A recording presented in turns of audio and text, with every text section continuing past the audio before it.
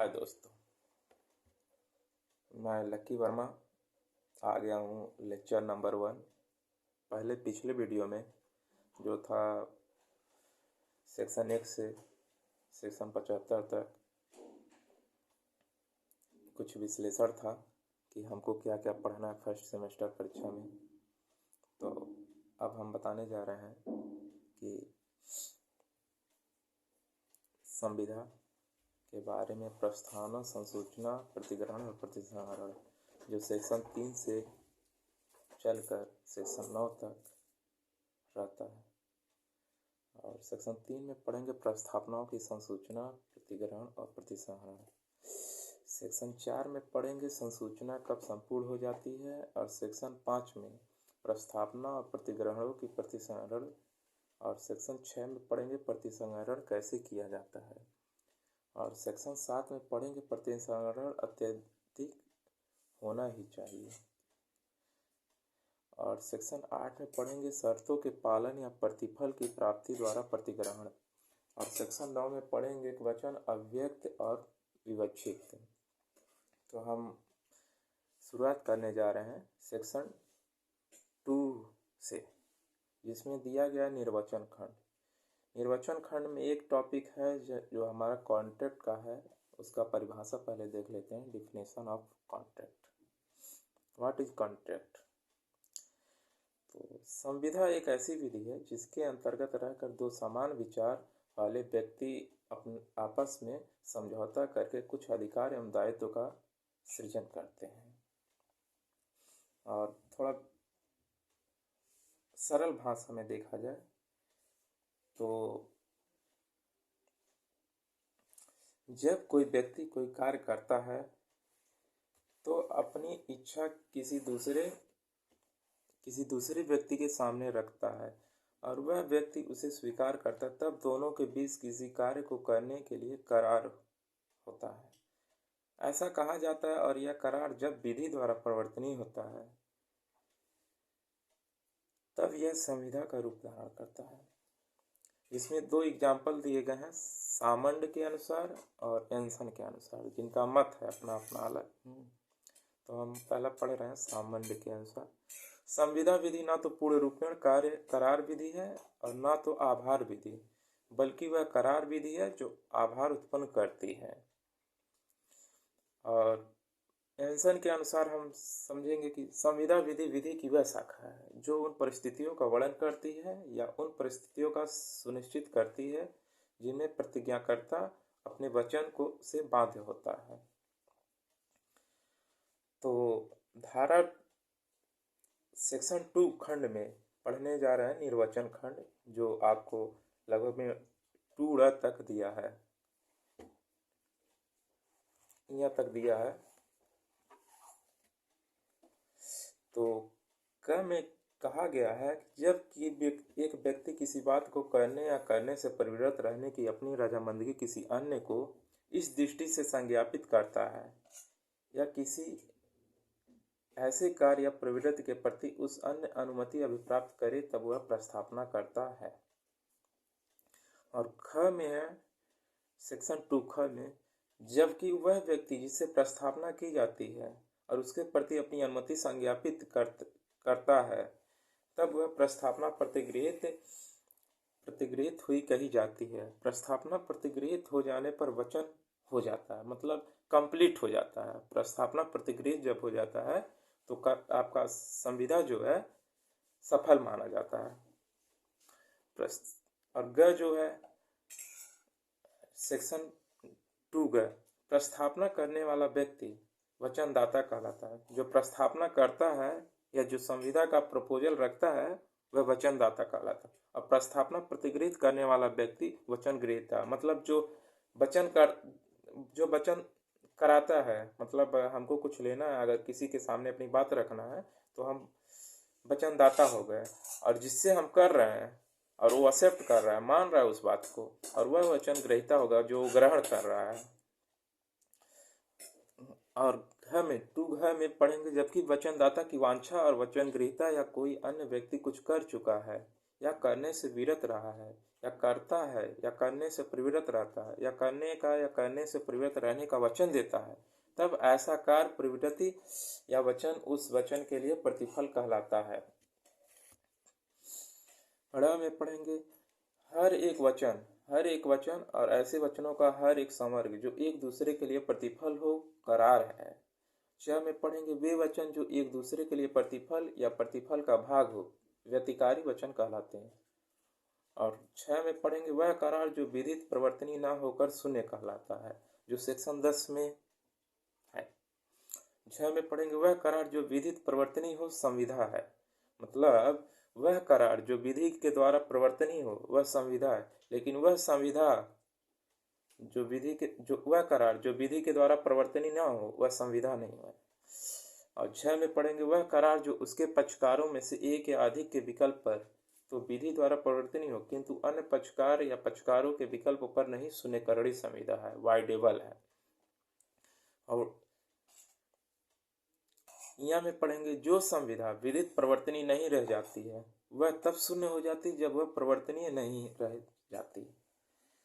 तो अब देखिए कम से कम कुछ तो सेक्शन 10 का अब है।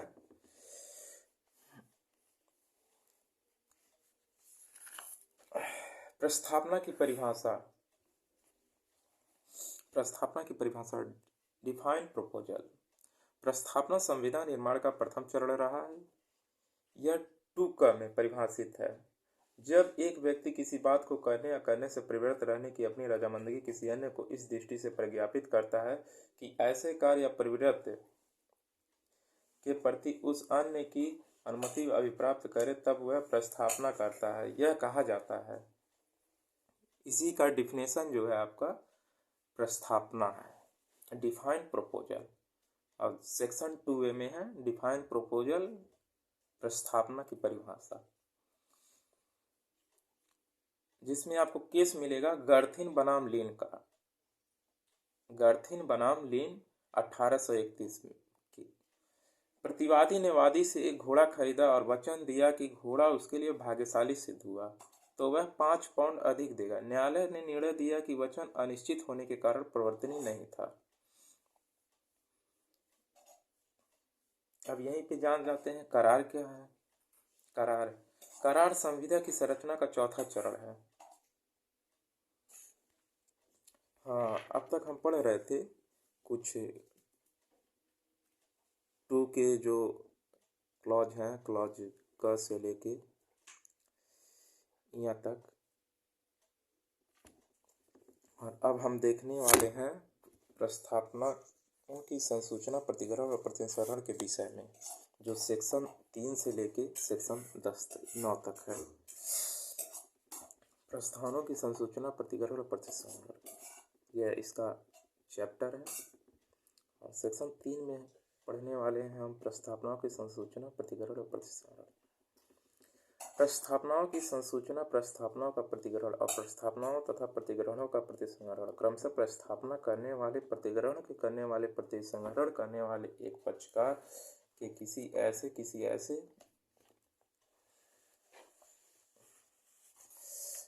ऐसे कार्य या लोभ से हुआ समझा जाता है जिसके द्वारा वह ऐसी प्रतिस्थापना, प्रतिग्रहण या प्रतिसंहरण को संसूचित करने का आशय रखता हो या जो उसे संसूचित करने की प्रयास रखता हो। तो इसमें टिप्पणी दिया है, यदि प्रस्थापना में कोई कार्य करने का उल्लेख किया गया है तो उस कार्य को करना ही पर्याप्त है। वह किया गया कार्य उसी प्रकार प्रभावी होगा जैसे प्रतिग्रहण की संसूचना। इसमें एक केस है ब्रोगडेन बनाम मेट्रोपॉलिटन रेलवे कंपनी 1877, केस है 666। और एक और इसी का मामला है, जब बोली लगाने वाले को बोली स्वीकार कर लिए जाने की सूचना मिल जाती है तो संविदा पूर्ण हो जाती है। जैसे कि हम किसी से कुछ कह रहे हैं और वो सुने ही ना, तो उसे हम सूचना मतलब नहीं मिली है और वह संविदा नहीं है। और उसका एक केस है स्टील यूनियन प्राइवेट लिमिटेड बनाम कमिश्नर ऑफ कस्टम्स, जो AIR 2009 NOC 1215 कलकत्ता का है। अब देखिए सेक्शन 4 में पढ़ेंगे संसूचना कब संपूर्ण हो जाती है। मतलब सूचना कब संपूर्ण हो जाती है? Communicate when complete. तो अगर हम किसी से कुछ कहते हैं, कोई बात रखते हैं या किसी के लिए संविदा करते हैं, तो वो तब तक पूर्ण नहीं होगी जब तक कि हम उसके हमारी बात उस तक पहुँचे ना, और वह उसे एक्सेप्ट ना करे और उस पर वो जवाब ना दे। मतलब क्रिया और प्रतिक्रिया। हाँ, तो संसूचना कब संपूर्ण हो जाती है, इसके बारे में हम पढ़ने बताने वाले हैं। प्रस्थापना की संसूचना तब संपूर्ण हो जाती है जब प्रस्थापना उस व्यक्ति के ज्ञान में आ जाती है, मतलब उसके नॉलेज में आ जाता है जिससे वह किए। प्रतिग्रहण की संसूचना प्रस्थापना के विरुद्ध तब संपूर्ण हो जाती है जब वह उसके प्रति इस प्रकार परीक्षण के अनुक्रम में कर दी जाती है कि वह प्रतिगृहीता की शक्ति के बाहर हो जाए। प्रतिगृहीता के विरुद्ध तब तक संपूर्ण हो जाती है जब तक वह प्रस्थापना के ज्ञान में आती है। प्रतिसंहरण की संसूचना उसे करने वाले व्यक्ति के विरुद्ध तब संपूर्ण हो जाती है जब वह उस व्यक्ति के प्रति जिससे प्रतिसंहरण किया गया हो इस प्रकार परीक्षण के अनुक्रम में कर दी जाती है कि वह उस व्यक्ति की शक्ति के बाहर हो जाए और जो उसे करता है। उस व्यक्ति के विरुद्ध जिससे प्रतिसंहरण किया गया है तब संपूर्ण हो जाती है जब वह उसके ज्ञान में आती है, मतलब उसके नॉलेज में जब आती है। अब सारे मतलब इतने बड़े एक डिफिनेशन का मतलब है कि एक छोटा सा बात हम किसी से कुछ कह रहे हैं और वह उसको ध्यान में ना हो, उसके ध्यान में ना हो और उसके तक बात पहुंचे ना, तब संपूर्ण तो नहीं होगा। लेकिन संपूर्ण जब माना जाएगा जब उसका वो रिप्लाई दे दे कि हाँ हम आपकी बातों से अवगत हो चुके हैं। देखिए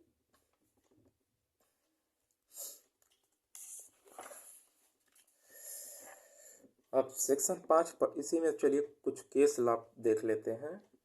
लालमन शुक्ला बनाम गौरी दत्त। लालमन शुक्ला बनाम गौरी दत्त 1913 11L 408-9। किसी प्रस्ताव की संसूचना तब पूर्ण होती है जबकि वह उसे व्यक्ति के जिसको वह आश्रित है ज्ञान में आ जाती है। प्रस्ताव किसी निश्चित व्यक्ति के लिए सदैव नहीं होता, किंतु यह आवश्यक है कि निश्चित व्यक्ति द्वारा स्वीकृति प्रदान की गई है।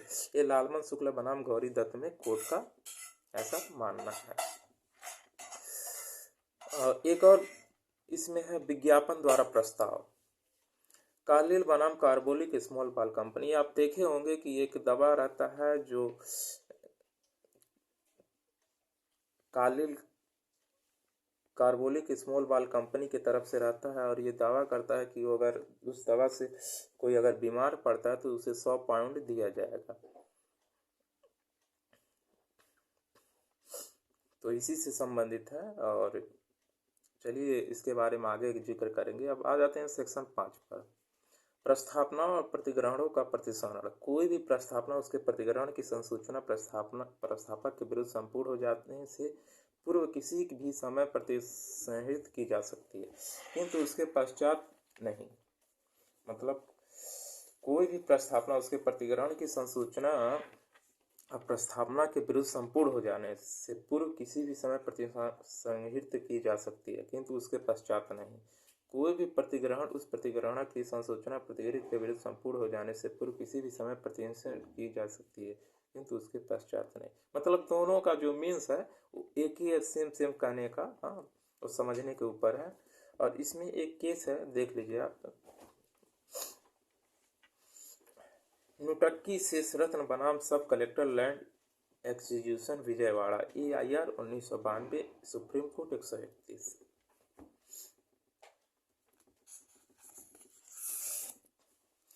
और सेक्शन 6 में पढ़ेंगे प्रतिसंहरण कैसे किया जाता है। प्रस्थापना का प्रतिसंहरण हो जाता है। प्रस्थापक द्वारा दूसरे पक्षकार को प्रतिसंहरण की सूचना से संसूचित किया जाता है। प्रस्थापक द्वारा दूसरे पक्षकार को प्रतिसंहरण की सूचना को संसूचित किया जाने से।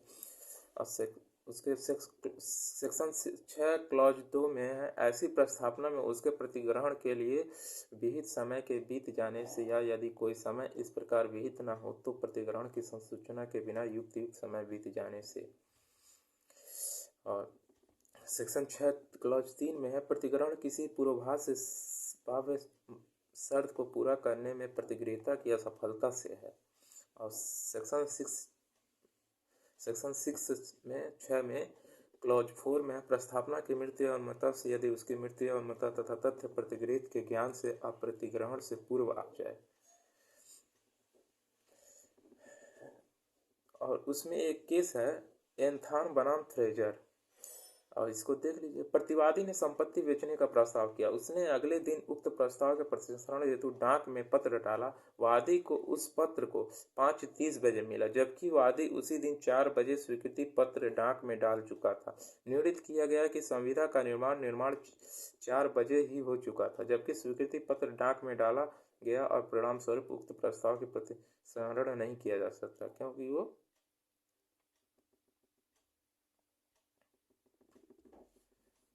मृत्यु को प्राप्त हुआ था। और सेक्शन 7 में देख लीजिए, प्रतिग्रहण अत्यंतिक होना ही चाहिए, अत्यंतिक होना ही चाहिए। प्रस्थापना को वचन से संपरिवर्तित करने के लिए प्रतिग्रहण की आवश्यकता है। अत्यंतिक और अविशेषित होना ही चाहिए। किसी प्रायिक और युक्त प्रकार से अभिव्यक्त होना ही चाहिए, जब तक कि प्रस्थापना विहित न करती हो कि उसे किस प्रकार प्रतिगृहित किया जाना। यदि प्रस्थापना विहित करती हो कि उसे किस प्रकार प्रतिगृहित किया जाना और प्रतिग्रहण उस प्रकार से न किया जाए, तो प्रस्थापक उसे प्रतिग्रहण संसूचित किए जाने के पश्चात युक्त समय के भीतर आग्रह कर सकेगा कि उसका प्रस्थापन विहित प्रकार से ही प्रतिगृहित की जाए, अन्यथा नहीं। किंतु यदि वह ऐसा करने में असफल रहता है तो वह उस प्रतिग्रहण को प्रतिगृहित करता है। और इसमें देख लीजिए, एक टिप्पणी है, प्रस्तावना की स्वीकृति तथा इसकी सूचना प्रस्ताव की स्वीकृति संबंधी सूचना की नहीं तरीकों द्वारा भी की जा सकती है, जिसे विधि पर्याप्त मान्यता प्रदान करे, यह आवश्यक है। भगवान दास बनाम Girdhari Lal and company, EIR 1966, supreme court 543। प्रस्ताव का एक है क्लेरिज इन्फोटेक प्राइवेट लिमिटेड बनाम सुरेंद्र कपूर, EIR 2009, बम्बई। शर्तें सेक्शन 8 अब देख लीजिए। सेक्शन 8 में दिया है, शर्तों के पालन या प्रतिफल की प्राप्ति द्वारा प्रतिग्रहण। किसी प्रस्थापना की शर्तों का पालन या व्यतिकारी वचनों के लिए जो प्रतिफल किसी प्रतिस्थापना के साथ पेश किया गया हो, उसका प्रतिग्रहण उस प्रस्थापना का प्रतिग्रहण है। सेक्शन 9, वचन व्यक्ति और विवक्षित। जहाँ तक कि किसी वचन की प्रस्थापना या उसका प्रतिग्रहण शब्दों में किया जाता है, वह वचन अभिव्यक्त कहलाता है। जहाँ तक कि ऐसी प्रस्थापना या प्रतिग्रहण शब्दों से अन्यथा किया जाता है, वह वचन विवक्षित कहलाता है।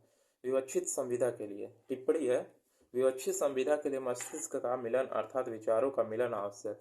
जैसे कि हम कुछ और कर रहे हैं और कुछ और समझ रहा है, तो ऐसे में करार और संविदा नहीं होता। दोनों का मत एक होना चाहिए, विचार मिलने चाहिए। जैसे कि इसमें एक केस दिया है, महाराष्ट्र राज्य सहकारी कपास उत्पादन पणन महासंघ लिमिटेड बनाम मंगा भागत चौधरी, बहुत लंबा नाम है, EIR 2009, NOC 2321, बम्बई। एक बार और नाम बोल देते हैं, महाराष्ट्र राज्य सहकारी कपास उत्पादन पणन महासंघ लिमिटेड बनाम मंगा भागत चौधरी, EIR 2009, NOC 2321। अब आगे हम पढ़ेंगे कौन सी करार संविधाएं हैं। मतलब इसमें है सेक्शन 10 से लेके सेक्शन 19 तक कौन सी करार संविधाएं हैं। सब करार संविधाएं हैं, हाँ। और लेकिन सारे संविधाएं, मतलब सारे करार संविधा नहीं है, लेकिन सारे संविधाएं करार हैं। सेक्शन 10 कौन सी करार संविधा है, इसके बारे में कल हम चर्चा करेंगे। ठीक, जय हिंद दोस्तों।